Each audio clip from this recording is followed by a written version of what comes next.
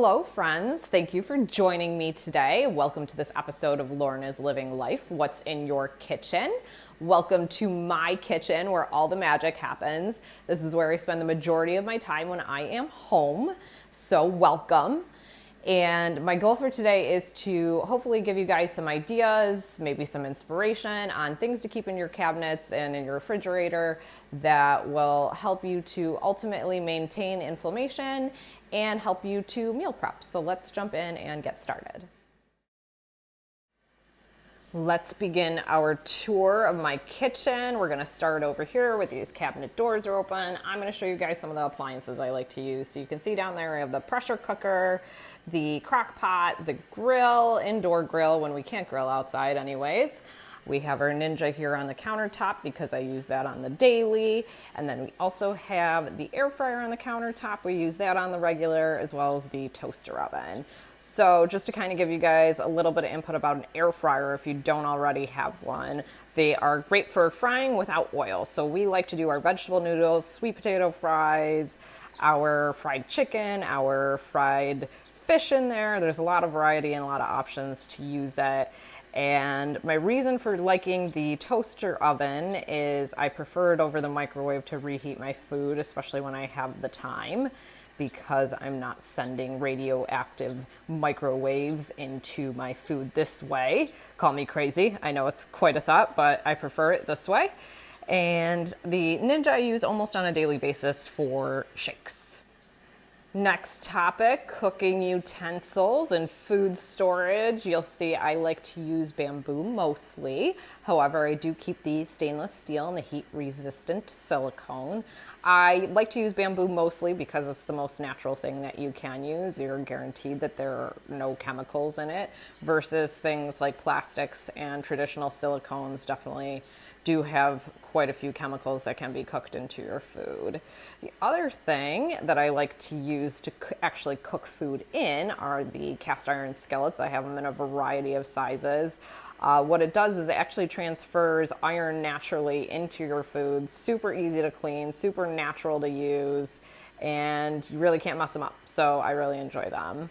Lastly, we have our glass Pyrex containers, and same idea here. As long as they are manufactured in the United States, you don't have to worry about any lead being contained in that glass. And the other thing is that when using plastic containers, especially when you put them into the microwave, the plastics can potentially leach into your food and cause inflammation there. So try and avoid that if possible. So this is where a lot of the flavor sits in our kitchen, is in our spice cabinet. Our favorites are towards the front. We like to use cinnamon, garlic, thyme, oregano, onion powder, Italian seasoning, rosemary, tarragon, mustard, turmeric. We have cloves, we have nutmeg. We also have sage towards the bottom and all these ones in the back that I can't read to you, but there are a lot of them. What I will say about spices is that they can add a lot of nutritional benefits. A lot of them that I have listed are either anti-inflammatory, antiviral, antibacterial, and could really, really be great for your health. The other reason why we keep so many is because we like to be able to have options to flavor up our food differently. One or two spices that I will caution you about are chili powder and paprika. Both of those tend to be inflammatory, so use with caution. What you'll also notice is for salt, we like to use Celtic sea salt mostly, and we also like to grind the peppercorns in the grinder there. So great ways to be able to add flavor. Next up is our, what I like to call my medicine cabinet, if you will. I've spoken to you guys about teas in the past. If you want more info, please check out our last episode, Kicking the Caffeine, but also a lot of medicinal benefits here with teas, herbal teas specifically. Next, we have our oils and vinegars, and these are the ones that we use the most frequently. So we have coconut oil, avocado oil, extra virgin olive oil, and regular olive oil. Right next to it is what's called the Misto. It is a alternative for cooking spray. You actually put your own cooking oil into it and pump air into it, and it's great. No carcinogenic properties to it. Love it. What I will make note of is with these oils specifically from my research are the ones that you gain the most benefit from. Using things like canola oil or sunflower oil or vegetable oil, there's only harm really in using those ones as far as your health goes. These ones actually enhance the health benefits and improve absorption of the actual nutrients, which I think is a key important things to make note of with oils, because I know a lot of people are concerned about fats, but fats are really good for you if you use them and eat them and consume them in the right way. Next to that, you'll see apple cider vinegar, balsamic vinegar. Apple cider vinegar is probably the one I use the most of, and just because there are so many health benefits to it. White vinegar I don't really use other than to clean. In these next cabinets, I pulled down the top shelf so I could easily read them to you and show you, are the arrowroot starch flour, coconut flakes, coconut flour, almond flour, and coconut milk.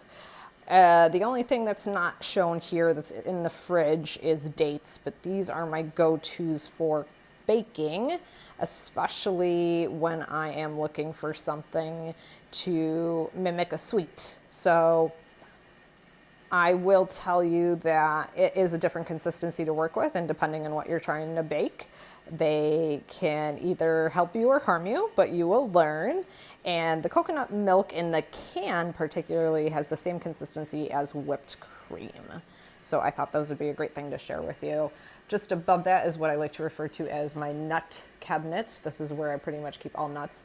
Nuts are something that I initially took out of my diet and reintroduced, as well as seeds and beans, and really came to the conclusion I can only do nuts. I do not do well with seeds and beans.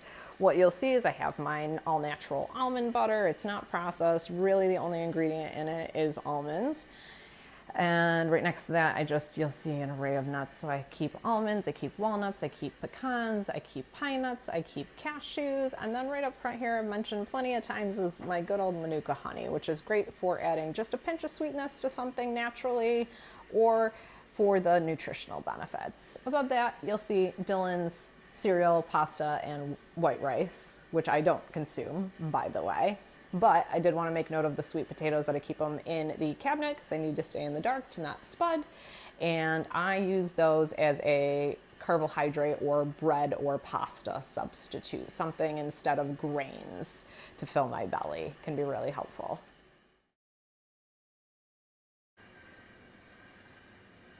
Here we have organic meats, really important because they are not raised with antibiotics or hormones, which is great for balancing the good bacteria in your gut, not to throw that off with the antibiotics or steroids. Also, most of them are free range and grass fed if it's pork or beef.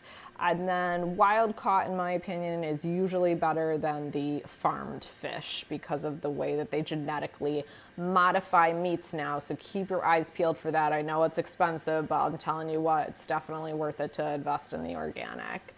The other thing I want to draw your attention to, because the majority of my diet does revolve around it, are vegetables. Now, we use vegetables as sides, we use them in salads, we cook them into things. So lots of different options here, which I'll get into later in my meal prepping videos, but I wanted to prep you for what I actually keep stocked so you know. Tomatoes, Brussels sprouts, mushrooms, green onions, we have celery, we have peppers, we usually have broccoli, and then 2 leafy greens. So right now I have some mixed super greens, and then I also have spinach. Definitely 2 major staples in my diet between the vegetables, mostly green ones, and the meat. Let's move on to coconut milk, is something I use in place of regular traditional dairy milk. The other thing that I like to keep in stock here, you'll see, is my Ninja Red supplement, which I strongly rely on for immunity. And you can see we have tons of eggs. So that is what's in the fridge. Let's move on to the freezer.